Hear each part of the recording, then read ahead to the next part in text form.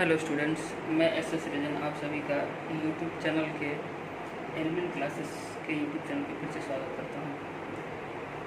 एक ही बात है, यूट्यूब चैनल के एलिमेंट क्लासेस पे फिर से स्वागत करता हूँ। नहीं, एलिमेंट क्लासेस के यूट्यूब चैनल पे फिर से एक ही बात है। चलिए बात करते हैं हम लोग प्रिपरेशन ऑफ कोलाइड्स के बारे में।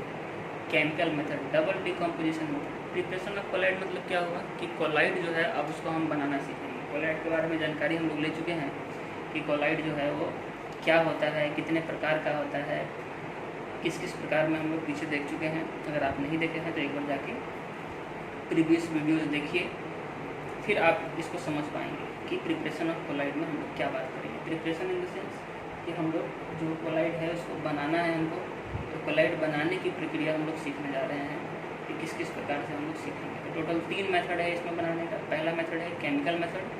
केमिकल मेथड जो है उसको बोल रहे हैं रासायनिक विधि। ऐसी विधि जिसमें रासायनिक जो है रसायन जो है काम आने वाला है, यानी कि केमिकल्स काम आने वाले हैं। ये टोटल 4 भाग में बटेंगे। तो 4 भाग कौन कौन है इसमें? Double decomposition method. Double decomposition method का मतलब द्विक अपघटन, हिंदी में बोलते हैं इसको द्विक अपघटन। क्या बोलते हैं इसको? द्विक अपघटन। अपघटन का मतलब होता है टूटना, और द्विक का मतलब 2। तो 2 आपस में करेंगे। इसका रिएक्शन देख लेते हैं हम लोग। रिएक्शन क्या है? आर्सेनिक का ऑक्साइड अगर रिएक्शन करता है H2S के साथ, AS2O3 आर्सेनिक ऑक्साइड जो है अगर H2S के साथ रिएक्शन करता है तो इसमें डबल डिकम्पोजिशन होता है। डबल डिकम्पोजिशन मतलब क्या होगा कि सल्फर जो है ऑक्सीजन को रिप्लेस कर देगा। तो उसकी जगह पे क्या आ जाएगा हमारे पास? AS2 और H3, और यही जो है हमारा होगा सोल। यही हमारा है कोलाइड। और इधर ऑक्सीजन जो है वो भी साथ लगाएगा हाइड्रोजन के साथ, बन जाएगा H2O। तो ये जो है हमारे पास क्या आया? ये H2S3, यही सोल है, आर्सेनिक का सोल है ये। तो इसको डबल डिकम्पोजिशन क्यों बोल रहे हैं?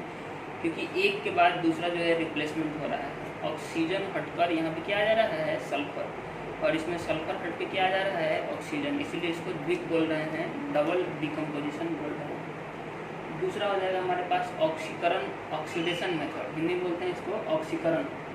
तो इसमें देख रहे हैं हम लोग सल्फर का ऑक्साइड और रिएक्शन करता है फिर से H2S के साथ। सल्फर ऑक्साइड जब रिएक्शन करता है H2S के साथ तो फिर से जो सल्फर जो है हमारा वो अलग हो जाएगा, और H2O यानी कि यहाँ पे डबल नहीं होगा, यहाँ पे सिर्फ यहाँ से ऑक्सीजन अलग हो जाएगा। तो सल्फर का सॉल बनता है, यहाँ पे सल्फर का प्योर सॉल बनता है। सॉल अगर आप नहीं जानते हैं तो प्रीवियस वीडियो देख सकते हैं आप। और प्लस H2O, इसका हाइड्रोजन और इसका ऑक्सीजन क्या बना देगा? H2O। तो ये हो गया हमारा ऑक्सीकरण। ऑक्सीकरण कब बोलते हैं? जब ऑक्सीजन जो है वो ऐड होता है। ऑक्सीजन जो है वो ऐड होता है, तो यहाँ से ऑक्सीजन इसमें ऐड हो रहा है। एडिशन ऑफ ऑक्सीजन को बोलते हैं ऑक्सीकरण। रिडक्शन वाले प्रोसेस में हम क्या देखेंगे कि रिडक्शन को हिंदी में बोलते हैं अपघटन या फिर अपचयन। तो यहाँ पे हम लोग सोल्व देखेंगे कि AuCl2 गोल्ड का क्लोराइड जो है वो रिएक्शन किससे करता है? HCHO से। ये एक कार्बन का एल्डिहाइड है, इसको फॉर्मल्डिहाइड भी बोलते हैं, और किसकी उपस्थिति में करेगा? H2O की उपस्थिति में ये रिएक्शन होगा। तो यहाँ से बन जाएगा हमारा गोल्ड का सॉल। AU का सॉल यहाँ से बन जाएगा हमारे पास। और प्लस जो हमारा एल्डिहाइड है वो ऑक्सीडाइज होकर क्या बना देगा? एक कार्बन का एसिड, इसको बोलते हैं फॉर्मिक एसिड HCOOH। और प्लस इसका हाइड्रोजन और इसका क्लोरीन, ये मिलकर क्या बना देंगे? HCl। तो ध्यान से देखिए, ये तो ऑक्सीडाइज हो रहा है, ये ऑक्सीडाइज हो रहा है, तो कोई ना कोई रिड्यूस हो रहा होगा। तो कौन सा रिड्यूस हो रहा है? AU जो है यहाँ पे रिड्यूस हो जा रहा है। तो रिडक्शन के कारण ही यहाँ पे क्या हो रहा है? इसका नाम हो जा रहा है रिडक्शन मेथड। यानी कि सोल जो बन रहा है वो बाय द किस प्रोसेस से बन रहा है उसकी चर्चा हो रही है। तो इस प्रोसेस में रिडक्शन हो रहा है, ऊपर वाले प्रोसेस में ऑक्सीडेशन हो रहा है। तीसरा और आखिरी हमारा मेथड है, चौथा मेथड है हमारे पास हाइड्रोलाइसिस। हाइड्रोलाइसिस में हम क्या देखेंगे? आयरन। टोटल 4 तरह के हम लोग यहाँ पे सोल देखने वाले हैं। FeCl2 plus H2O। इस बार आयरन का जो है क्लोराइड H2O से रिएक्शन कर रहा है, इस बार आयरन का सोल बन जाएगा FeOH का होल 3। FeOH का होल 3, इसको नीचे लिखते हैं, FeOH का होल 3, FeOH का होल 3 और प्लस में इसका हाइड्रोजन और इसका क्लोरीन मिलकर क्या बना देगा, Cl।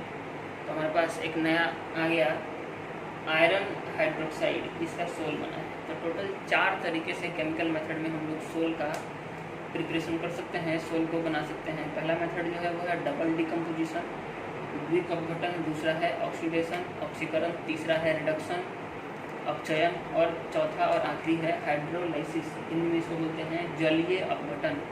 अपघटन किसकी सहायता से, जल की सहायता से अपघटन। तो क्या बोलेंगे इसको, हाइड्रोलाइसिस। हाइड्रोलाइसिस प्योरली सिर्फ H2O की सहायता से अगर हो तो हाइड्रोलाइसिस। अब क्वेश्चन पूछ सकते हैं, यहाँ पे 2 क्वेश्चन यहाँ अराइज किया जा सकता है, वो हम खुद ही अराइज करके आपको बता देते हैं। पहला कि सर यहाँ पे भी तो H2O की सहायता ली जा रही है, इसको हाइड्रोलाइसिस मेथड क्यों नहीं बोल रहे हैं। तो सिर्फ हाइड्रोलाइसिस कब बोलेंगे, जब H2O सिर्फ अकेला हो, इसके लिए सॉल्ट फॉर्मेशन के लिए, तब हम उसको बोलते हैं हाइड्रोलाइसिस प्रोसेस। अगर H2O के साथ और भी कुछ जुड़ा हुआ है तो फिर हम उसको हाइड्रोलाइसिस नहीं बोल सकते हैं, क्योंकि और भी कुछ है जो कि सहायता कर रहा है उस सॉल्ट के निर्माण में। तो यहाँ पे क्या है, वो है फॉर्मल्डिहाइड। तो ये दोनों मिल के इस सॉल्ट का निर्माण कर रहे हैं। तो ये हमारा हो गया केमिकल मेथड पहला टाइप, किसके लिए, प्रिपरेशन ऑफ कोलाइड के लिए। प्रिपरेशन ऑफ कोलाइड में दूसरा टाइप जो है वो है इलेक्ट्रिकल डिसइंटीग्रेशन मेथड। इसको ब्रेडिक्स आर्क भी बोलते हैं। ब्रेडिक्स ने इसका जो है फॉर्मुलेशन किया था, इसकी खोज की थी, और एक आर्क बनता है इसके लिए। आर्क के ऊपर कैसे बनता है वो देखेंगे हम लोग। ये 2 इलेक्ट्रोड यहाँ इस पानी में डुबाए गए हैं, एक है पॉजिटिव और एक है निगेटिव। आर्क आप लोग जानते होंगे, इस तरह से एक सर्कल के ऊपर जो बनता है उसको बोलते हैं आर्क। तो उसी तरीके का कुछ बन रहा है यहाँ पे, जब हम क्या बना रहे हैं, इलेक्ट्रिकल डिसइंटीग्रेशन मेथड से। इलेक्ट्रिकल डिसइंटीग्रेशन जो है हिंदी में क्या बोलेंगे इसको, इलेक्ट्रिकल का मतलब विद्युत की सहायता से, और डिसइंटीग्रेशन का मतलब होता है टूटना, विघटन, टूट जाना। तो इलेक्ट्रिकल डिसइंटीग्रेशन विद्युतीय विघटन की सहायता से, ब्रेडिक्स आर्क, इसको ब्रेडिक्स आर्क विधि भी बोलते हैं। कारण है कि इस विधि में आर्क का निर्माण होता है। अब इसको यहाँ से हम जोड़ देंगे वायर की सहायता से, जैसे ही इसको कनेक्ट करेंगे इससे इलेक्ट्रिसिटी पास होगी, और ये जो इसमें सॉल्यूशन है ये सोल बन जाएगा। कैसे बन जाएगा, जो सोल है यानी कि जो कोलाइड है उसके लिए क्या जो नेसेसिटी है कि इसका जो साइज होता है वो 10⁻⁻6 या 10⁻�9 के ही अंदर आना चाहिए। तो जैसे ही हम इसको यहाँ से इलेक्ट्रिसिटी इसको देंगे तो उस एनर्जी के कारण इसमें जो पार्टिकल्स होंगे वो टूटने लगेंगे, और हमको उतना ही एनर्जी कैलकुलेट करके देना है जहाँ पे हमको इस रेंज का पार्टिकल प्राप्त हो जाए टूटने के साथ। नीचे कुछ बर्फ की सिल्ली लगा रखे हैं, आइस लगा रखे हैं, जो सहायता करेगा डिसइंटीग्रेशन में, यानी कि ये इसको ठंडा करना। जब एनर्जी प्रोवाइड करेंगे इलेक्ट्रिसिटी से तो हीट होगा, और हीट को आइस की सहायता से ठंडा किया जा सकता है। तो ये जो है क्या ये मेथड, किसका कौन सा मेथड हो गया हमारे पास, इलेक्ट्रिकल डिसइंटीग्रेशन मेथड, विद्युतीय विघटन मेथड। आखिरी है हम लोग का पेप्टाइजेशन मेथड। पेप्टाइजेशन मेथड किसको बोलते हैं, इसमें क्या होता है कि हमारे पास एक पर्टिकुलर ऑलरेडी सॉल्यूशन होगा, उस सॉल्यूशन को हमको चेंज करना है किसमें, कोलाइड में। तो कोलाइड की जो शर्त है वो ये वाली शर्त है। तो उसके लिए हम लोग क्या करते हैं, इसमें कुछ ऐसा मिला देते हैं, कुछ ऐसी चीज़ मिला देते हैं जिससे इसमें उपस्थित जो पार्टिकल्स हैं वो आपस में रिएक्शन करके और नीचे बैठने लगे, और नीचे रिएक्शन पर जब बैठने लगेंगे तो उनका साइज इस रेंज में आ जाएगा। कुल मिलाकर हमको इस रेंज में साइज लेके आना है, चाहे मेथड जो भी हो। तो इधर केमिकल मेथड यूज किए, यहाँ पे इलेक्ट्रिसिटी का यूज किए, और यहाँ पे फिर से रिएक्शंस का यूज कर रहे हैं विद किसके साथ, तो हम लोग वो क्या बोलते हैं उसको, ग्रेविटेशन यूज कर रहे हैं, जिससे नीचे की तरफ वो बैठेगा। तो वो मिलाने से जो मिलाया जा रहा है उसको बोलते हैं पेप्टाइजर्स।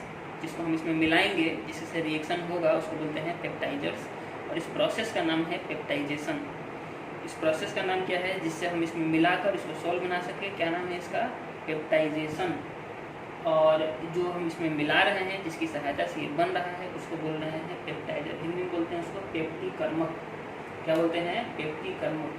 तो किसी भी सॉल्व में, किसी भी सॉल्यूशन में अगर हम कोई अलग से चीज़ मिला रहे हैं, जो कोई केमिकल है, और मिलाने से ध्यान रहे कि यहाँ पे रिएक्शन नहीं हो रहे हैं। रिएक्शन अगर हो जाएगा तो वो किसमें चला जाएगा? केमिकल मेथड में, विदाउट एनी रिएक्शन। रिएक्शन नहीं होगा, रिएक्शन ना होके क्या होगा, वो एक दूसरे को अट्रैक्ट करेंगे और अट्रैक्ट करके उसको भारी कर देंगे। भारी होने से वो आपस में जुड़ जाएंगे और जुड़ने से वो नीचे की तरफ बैठने लगेंगे। इसको बोलते हैं अवक्षेप का बनना। क्या बोलते हैं इसको? अवक्षेप का बनना। तो ये टोटल 3 मेथड है हमारे पास जिससे हम लोग क्या बोल सकते हैं कि ये कोलाइड का प्रिपरेशन यूज किया जा रहा है। तो कोलाइड के प्रिपरेशन में हम 3 तरीके से कर सकते हैं। केमिकल मेथड से, जिसमें फर्दर 4 में डिफरेंशिएट किया गया है, डबल डिकम्पोजिशन, ऑक्सीडेशन, रिडक्शन और हाइड्रोलाइसिस। इलेक्ट्रिकल डिसइंटीग्रेशन में हम लोग क्या देख रहे हैं, इसमें एक आर्क बन रहा है, ब्रेडिक्स के नाम के आगे आर्क लगा दिया गया है। और तीसरा और आखिरी हम लोग का है पेप्टाइजेशन मेथड। तो ये 3 तरीके से ही हम लोग कोलाइड बनाते हैं। अब अगले क्लास में हम लोग देखेंगे कि किस किस तरीके से हम लोग कोलाइड को शुद्ध करेंगे। तो शुद्धिकरण का जो प्रोसेस है वो हम लोग अगले क्लास में देखेंगे। और इसी में हम लोग इस चैप्टर को कंक्लूड भी कर लेंगे, जिसमें हम लोग कोलाइड के गुणों को भी देखेंगे। कुछ स्पेसिफिक गुण होते हैं जो कोलाइड्स के अपने होते हैं, सॉल्यूशंस के भी अपने होते हैं, कोलाइड के भी अपने होते हैं।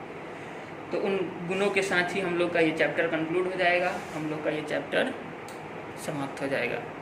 तो आज के लिए इतना ही।